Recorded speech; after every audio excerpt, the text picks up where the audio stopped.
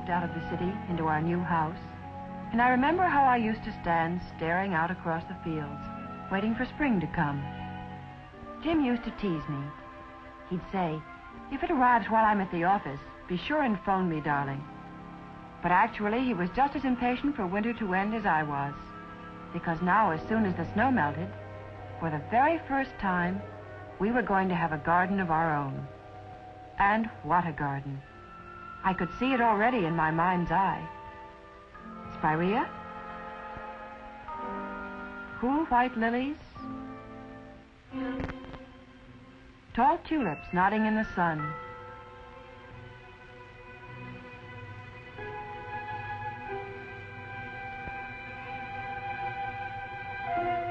and iris that would outdo an orchid.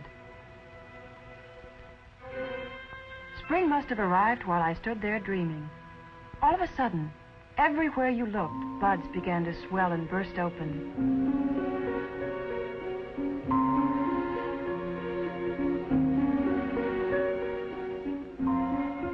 Leaves unfolded and lay on their backs, looking up at the sky.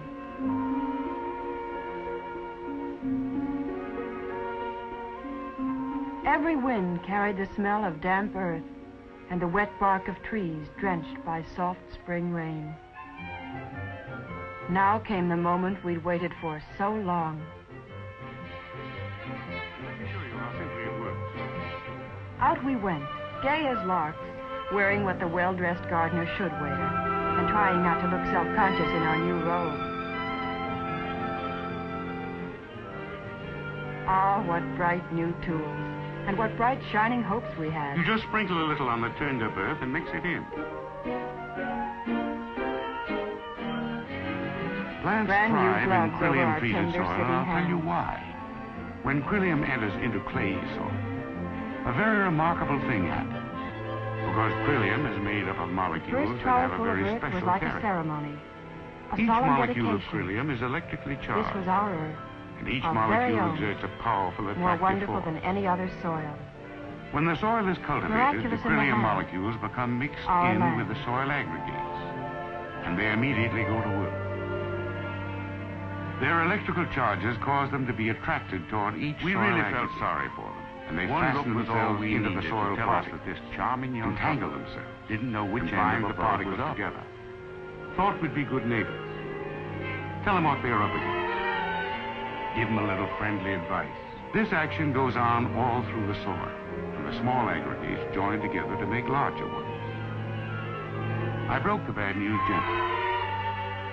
Folks, Now, I when said water you strikes got the about the soil, worst instead of soil of disintegrating, anybody this side of the Mississippi. Quillium-bound soil aggregates It's so full hold of this. clay you could make bricks out of it. The water is able to I ought to penetrate the know. porous soil easily. I watched those bulldozers Some of it scrape is it up when your absorbed house and held was by built. the aggregates. The rest moves down to the subsoil level as it should. Then I tried to explain why Held in plants this way have by such the a hard aggregates, time the in water is clay evenly or problem distributed soil. and available for plant use. If you could look below the surface, you'd see that the particles of clay lie overlapping each other. When water strikes them, the particles Because the begin to absorb it as Quillium-treated fast as they aggregates can. lie loosely against each other, But the water instead of expands sticking together. Makes them Fresh press air can more move and down more tightly between, together furnishing oxygen. until the surface is sealed. The carbon almost shut. dioxide has a chance to escape. The soil is able The water to has breathe. a hard time getting down, and the seedlings can't come up. When the water evaporates under the heat of the sun, the particles shrink back to their original size, and the shrinking causes cracks in the soil. Water is lost even more. I took a quickly. handful of Quillium And the surface from becomes my flower caked bed, and and I dry. told the young lady to pick up a handful If you cultivate from her soil side. like this, it doesn't solve the problem. Cultivation will break up any soil into tiny aggregates and make the soil fine and porous. Now watch what happens when we water these two samples. But when the water strikes these clay aggregates, they disintegrate.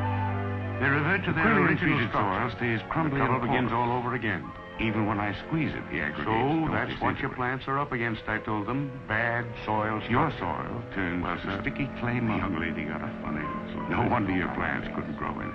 And her voice quavered. Thanks very much, she said, but I think it's just lovely soil. And off she went.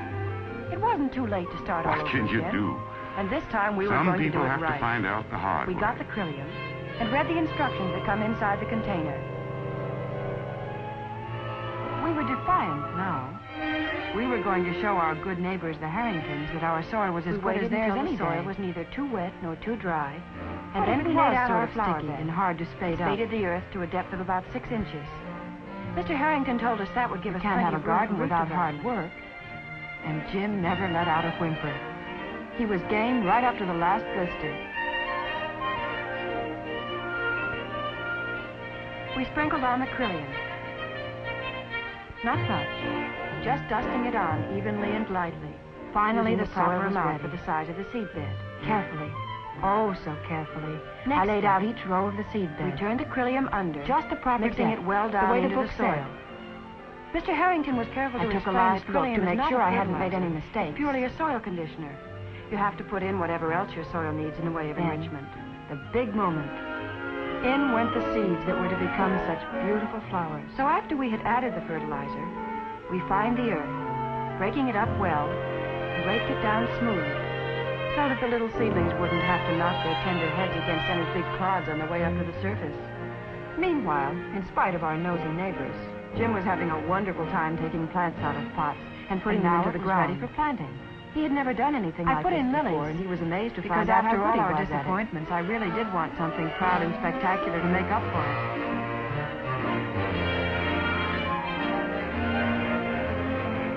And we just got in under the wire with some hardy late annuals. We'd have a lot to show before frost.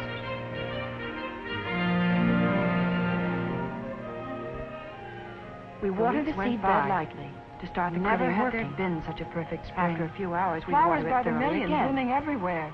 Jim made a little experiment. Garden. He turned the hose on the untreated plants that turned brown and it slid right down into mud. Now that I knew a little bit about it, I was appalled to think how many beautiful flowers we had condemned to death in that clayey soil before we knew about Krillium. And as though nature resented even this crumbling porous, and we knew it was that way right down to the bottom of the bed.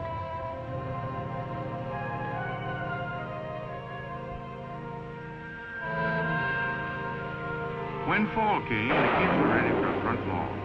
They sure needed it. That's when we found out that rain can be They'd never put in a lawn or a before, catastrophe, and they had some depending on what your soil is like. For us, it was a catastrophe. They had a problem, all right. It was quite a slope, and erosion had already gotten a bad start in some spots. If they had let it go, their topsoil would have gradually run right off down the street. Here was a job for Krillium to help.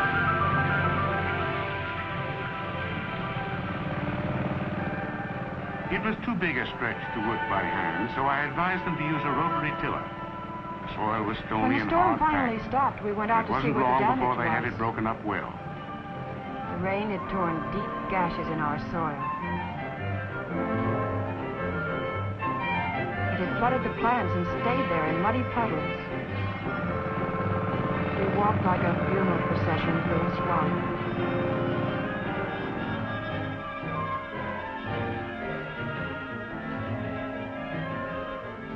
After they'd raked the area smooth, I told them to broadcast their seed. And I showed them how to cross-sow the seed, so they could be sure it was evenly distributed.